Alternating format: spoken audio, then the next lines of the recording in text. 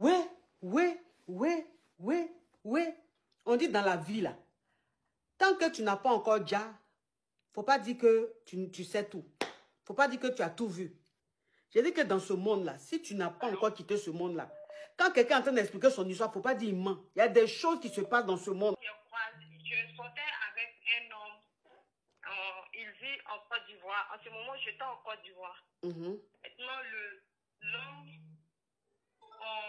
je ne vivais pas chez lui d'abord, mais après, je suis allée chez lui, je me suis installée chez lui.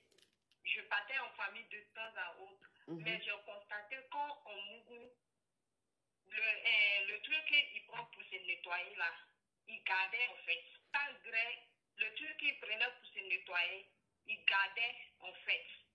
Maintenant, un jour, il est parti en voyage. Et quand il est revenu avec un canari qu'il a déposé dans la douche. Maintenant, il m'a dit, ce canari-là, tu ne dois pas toucher ça. J'ai dit, ok. Donc, je ne touche pas. Un jour, j'étais en train de me laver et mon gel de douche a glissé. C'est tombé sur la couverture du canari, en fait. Et quand ça est ouvert, j'ai vu les torchons qui prenaient, les trucs qui prenaient pour se nettoyer. Les serviettes là. J'ai vu ça à l'intérieur. J'ai vu ça à l'intérieur. Donc, le soir, quand il est rentré, je l'ai confronté. Je lui ai dit, Canari qui est dans la douche là, tu sais pourquoi on fait? Il dit non, qu'il est malade, il ne se sentait pas bien.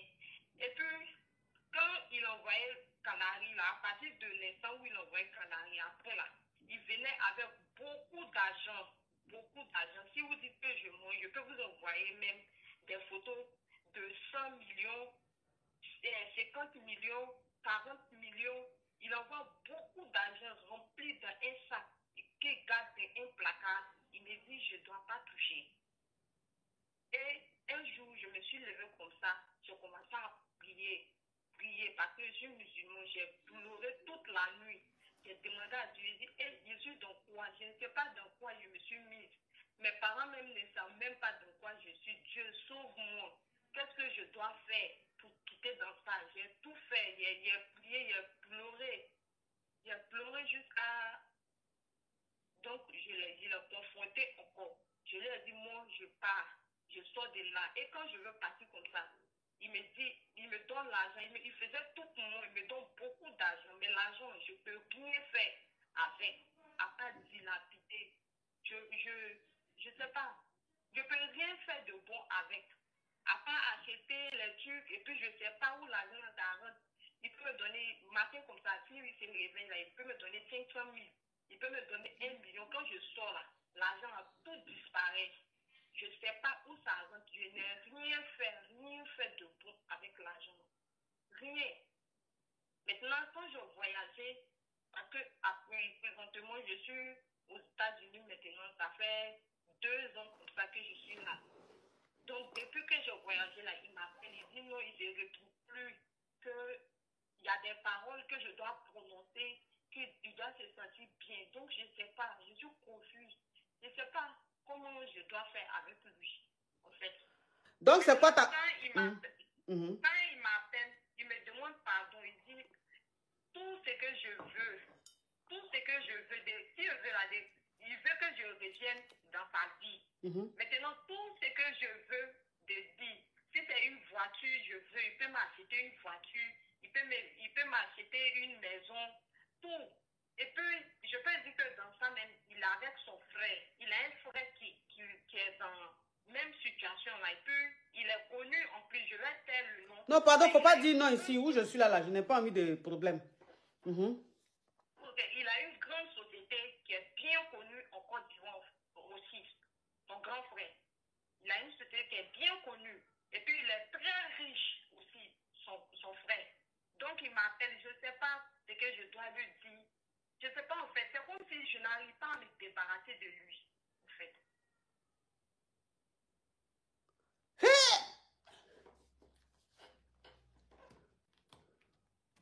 C'est-à-dire que j'ai dit que j'ai frisson même. C'est que mes bras même me font nyenge, ma tête me fait nyenge. Je suis bizarre, je me sens bizarre. Mais j'ai dit, tu es dans les trucs comme ça, là, tu n'as pas expliqué à ta maman? Je n'ai pas expliqué à ma maman parce que, vous savez, dans des familles, là, l'histoire des relations, c'est un peu tabou. On ne peut pas tout expliquer aux parents, surtout les parents musulmans, c'est un peu difficile, non? Oui. Ma chérie, il faut expliquer ça à ta maman, hein. Elle va se lever, hein, parce que ce que tu es en train de dire là, c'est trop fort. Ce que tu es en train de dire là, c'est trop. Oui, il faut appeler ta maman, il faut lui expliquer. Maintenant, tu es aux États-Unis. Donc, tu as peur de quoi? Donc, appelle ta maman, il faut lui expliquer. De toute façon, tu m'as expliqué là. Peut-être qu'il y a des choses même que tu ne m'as pas dit là. Il faut tout expliquer à ta maman.